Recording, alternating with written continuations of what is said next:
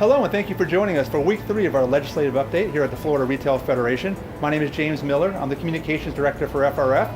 And joining me as always is Samantha Paget. You recognize this familiar face.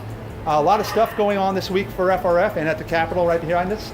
Samantha, let's talk about some of the things that happened this past week specifically. And why don't you give our members a review of some of the big issues that we're tackling? Week 2 was very exciting. We saw our pharmacy issues progress forward. As you know, we are looking to expand the number of vaccinations that our pharmacists can give. On both the Senate and the House side, those bills were very well received and they passed out of committee. It was great to see our pharmacists and our pharmacist technicians here at the Capitol supporting this issue.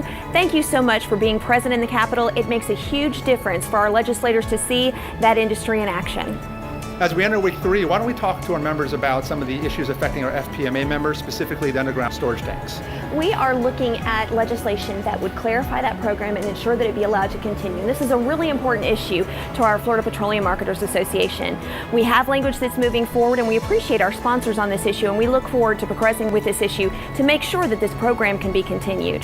We're also looking at the issue of convenience business security, changing the definition of what a convenience business is, and also ensuring that there is additional liability protection for businesses who provide the necessary training.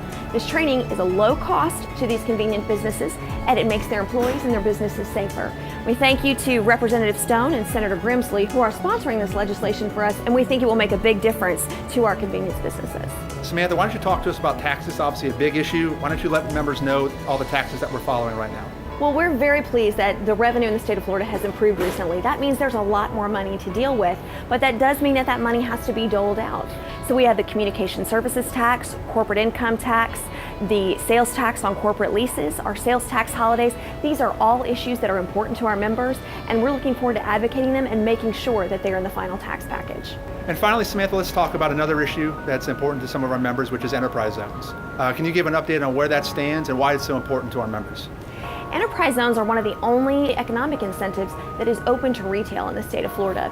And we have members of all sizes that are taking advantage of enterprise zone incentives. We have hair salons, grocery stores, pharmacies, and it's important for economic development, and it's important because it specifically targets impoverished and blighted areas in the state of Florida.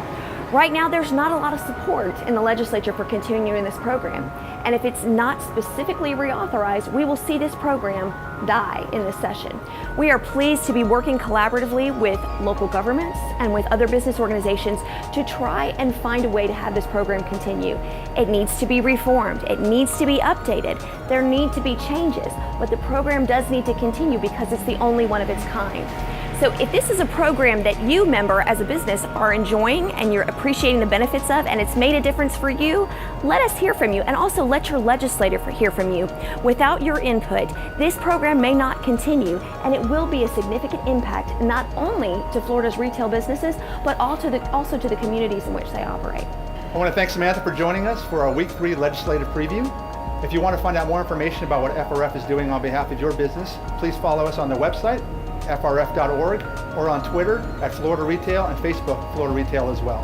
Thank you very much for joining us, and happy retailing.